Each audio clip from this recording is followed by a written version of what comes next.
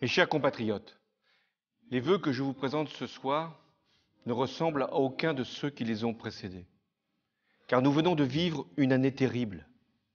Commencée avec les lâches attentats contre Charlie Hebdo, l'hypercachère, elle a été ensanglantée par les agressions commises à Montrouge, à Villejuif, à Saint-Quentin-Fallavier et dans le Thalys, pour s'achever dans l'horreur avec les actes de guerre perpétrés à Saint-Denis et à Paris. Ma première pensée va aux victimes du fanatisme, à leurs familles plongées dans le chagrin, aux blessés atteints dans leur chair. Ce soir, en votre nom, je leur exprime notre compassion et notre affection. Ces tragédies demeureront gravées dans chacune de nos mémoires. Elles ne s'effaceront jamais. Mais malgré le drame, la France n'a pas cédé. Malgré les larmes, elle s'est tenue debout. Face à la haine, elle a montré la force de ses valeurs, celle de la République. Françaises, Français, je suis fier de vous. Vous avez fait preuve dans ces circonstances de détermination, de solidarité et de sang-froid. En cet instant, je salue la bravoure de nos soldats, de nos policiers, de nos gendarmes, qui prennent tant de risques pour notre sécurité. J'adresse ma gratitude aux services de santé, aux pompiers, à la protection civile, à tous les bénévoles qui ont porté secours à nos compatriotes en détresse. Mais je vous dois la vérité. Nous n'en avons pas terminé avec le terrorisme.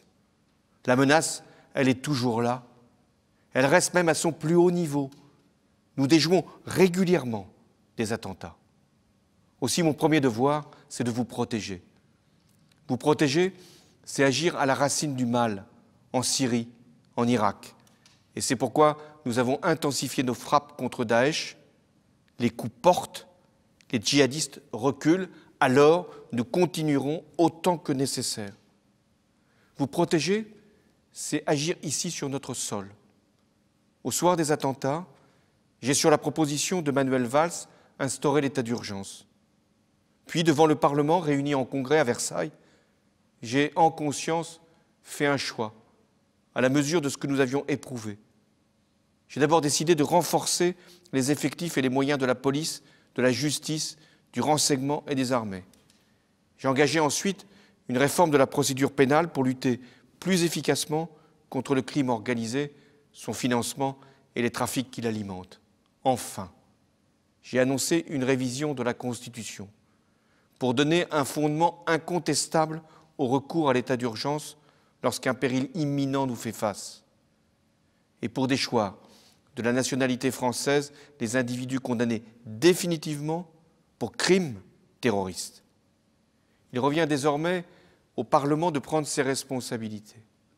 Le débat, il est légitime, je le respecte, il doit avoir lieu.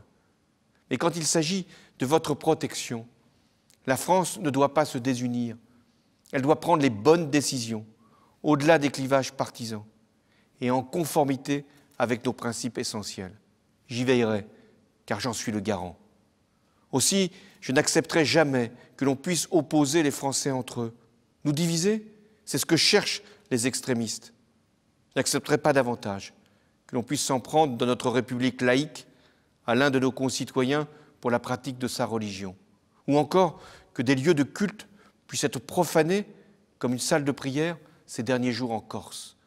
Ces gestes-là ne resteront jamais impunis, qu'ils concernent une mosquée, une synagogue, un temple ou une église. Il y va de l'honneur de la France. Mes chers compatriotes, en 2016, nous lutterons contre le terrorisme. Oui, sûrement, intensément, mais aussi contre tout ce qui fracture notre société et qui nourrit autant le repli que l'exclusion. S'il y a un état d'urgence sécuritaire, il y a aussi un état d'urgence économique et social. La lutte contre le chômage reste ma première priorité. Ce sera l'objet des textes préparés par le gouvernement pour simplifier le Code du travail, instaurer une nouvelle sécurité sociale professionnelle et saisir les opportunités économiques offertes par la révolution numérique. Parallèlement, un plan massif de formation des demandeurs d'emploi sera lancé. 500 000 personnes de plus seront accompagnées vers les métiers de demain. Mais chacun sait que c'est dans les PME que les emplois se créent. Aussi, de nouvelles aides à l'embauche seront introduites dès le début de la nouvelle année.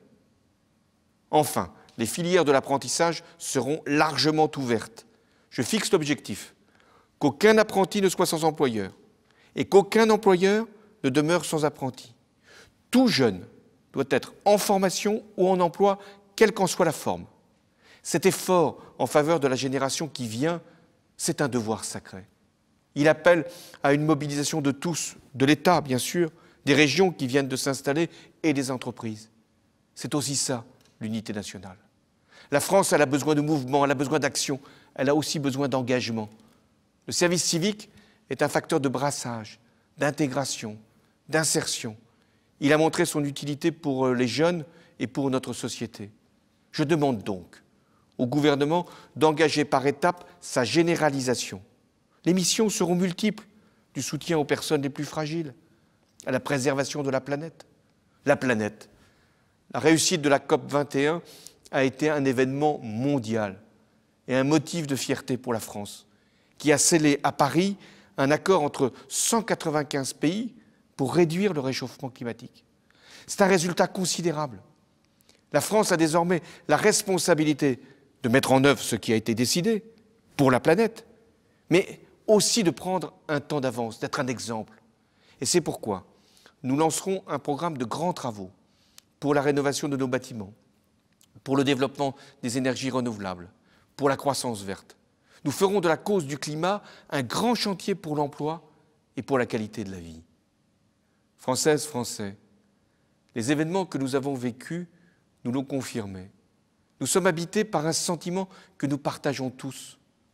Ce sentiment, c'est l'amour de la patrie. La patrie, c'est le fil invisible qui nous relie tous, Français d'ici ou d'ailleurs, citoyens de toutes conditions, de toutes croyances, de toutes origines. Et la patrie, elle est au cœur de mon engagement. C'est celle qui s'accomplit dans l'ouverture au monde, dans le respect des autres, dans l'égalité, dans la confiance dans l'avenir, l'avenir de la France, et jamais dans le repli, la fermeture, la discrimination ou la nostalgie. La patrie, c'est en son nom que nous avons bâti l'Europe. L'Europe, elle a réussi de grandes choses, mais elle a révélé des insuffisances qui la mettent aujourd'hui en péril. Face à l'afflux des réfugiés provoqués par les conflits, l'Europe doit être capable de sécuriser ses frontières et d'accueillir ceux qui demandent l'asile, tout en raccompagnant dans la dignité ceux qui n'en relèvent pas. C'est un défi majeur, ou alors ressurgiront les murs que l'on croyait abattus par l'histoire. En s'effaçant, l'année 2015 ne nous délivre pas des causes des drames que nous avons endurés. Elle nous oblige à les regarder en face, à les traiter avec fermeté. Mais ce qui s'est produit nous a changés, transformés même. Et nous devons utiliser cette vitalité, cette énergie qui a surgi de nous-mêmes, ce sursaut qui a été salué dans le monde entier pour mener à bien toutes les réformes, pour être plus fort économiquement, plus juste socialement, plus exemplaire démocratiquement. C'est ainsi que la France sortira plus grande, avec cette belle idée de nous faire réussir tous ensemble. Mes chers compatriotes de métropole, d'outre-mer et de l'étranger, 2015 fut une année de souffrance et de résistance. Alors, faisons de 2016 une année de vaillance et d'espérance. Et c'est dans cet esprit que je vous adresse du fond de mon cœur mes meilleurs vœux pour vous, vos proches, votre famille, parce que vous êtes la France, toute la France. Vive la République et vive la France.